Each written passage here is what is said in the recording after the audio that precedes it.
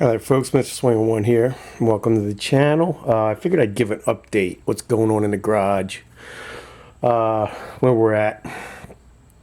Every year starts the same.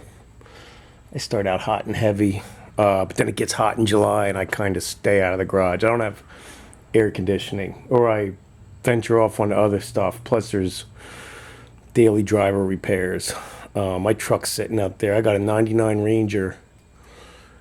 It's got rusty leaf spring purchase. I got one side done. I got to do the other side before winter sets in. But that's a whole nother story. Daily driver stuff. I'd rather be working on this, but daily drivers got to get taken care of and maintained. So we're doing a little guide coding here. I don't know if you can see on that quarter. Things start coming together where the body lines are sort of showing even from here. I'm going to run the tape again, sand up to the tape line. But ultimately, we're going to get another coat of 2K all over the whole car and sand that with a 320 dry. Right now, I'm blocking with a 220. And I'm not saying that I'm a body expert. I'm just telling you how I'm doing it, what I'm doing, what grid I'm using. Another thing. Yeah, so we're blocking. Hopefully I can get another coat of primer on before winter. My little heater will get it warm enough out here as long as it isn't the dead of winter. My heater's small. It's up there. I could build a tent around the car and have the heat just shooting heat inside the tent. That might be an option in the winter. I don't know yet. I generally tend to not shoot primer and paint in the winter. As the short version. My 340 build, it's kind of sitting back. My garage is a mess. 340 build, the hold up on that right now, or it kind of stopped. It's under that garbage bag on the stand.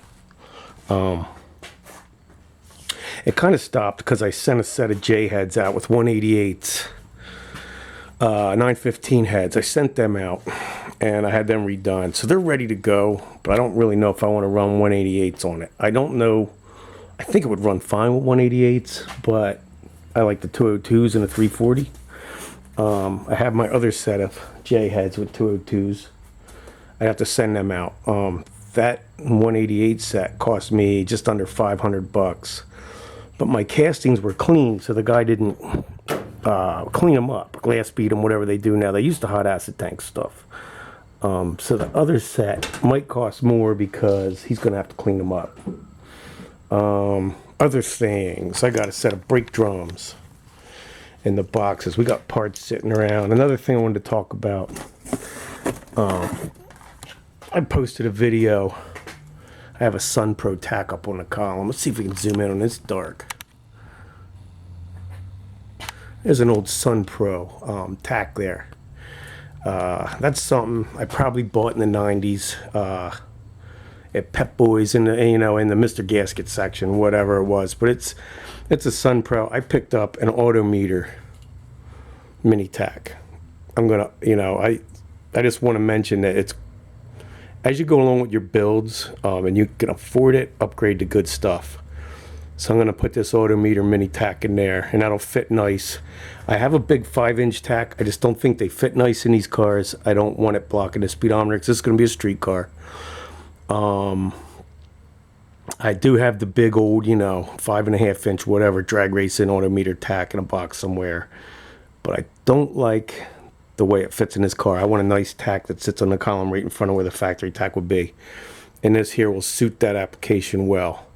So the short version is, as you go along, and if you have the money, like I bought that Sun Pro tack, I was probably... let's see, I was 30. I was probably in my 20s when I bought that. 27, 26. I had a young son, whatever. So, at certain points in your life, you can only afford certain things, but later on in life, spring for the upgrades is my point. Don't always settle for cheap stuff. That becomes a habit. And then when you do have money, you still buy cheap stuff. I've seen people do it. I buy cheap stuff if it's all I can afford at the time. If I can afford to go better, I spring for it. What else? Yeah, so the car's on roller dollies. I'm gonna block sand this side. I'm gonna pull it out the garage, spin it around, put it up on jack stands, and then mask everything off. Shoot the primer, the 2K on it. I'm hoping to do that this year, yet before the end of the year. But who knows? Life gets in the way.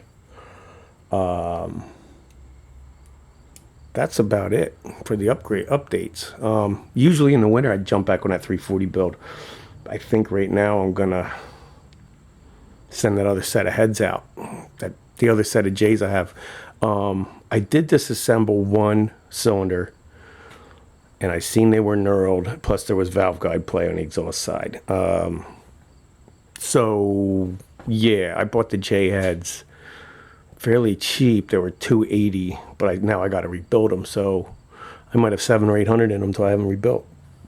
But this is where it's at. This is what things cost. What are the options? Aftermarket heads? I don't know. I like the cast iron. It seals up nice. Generally, a cast iron engine don't blow head gaskets, not like an aluminum head engine. So just looking forward down the line. I think if I was building a race motor, I'd go with aluminum heads. Because I would, a race engine, it would be assumed you're going to tear it down periodically. But yeah, that's where we're at, folks. It's Pennsylvania. It's October 6th. It's kind of warm and humid. I'm standing in shorts and a t-shirt. But we ain't going to have many days like this left. I actually wanted to mow my grass today, but it's wet. Getting ready to go in hibernation. It'll be one of the last times I mow. I'll probably get to it Sunday when it dries out. But yeah, that's just the way it is. It's where the car is. It's where we're at with everything. As you can see, garage is a mess. You should see my loft. I got to get up there, organize that.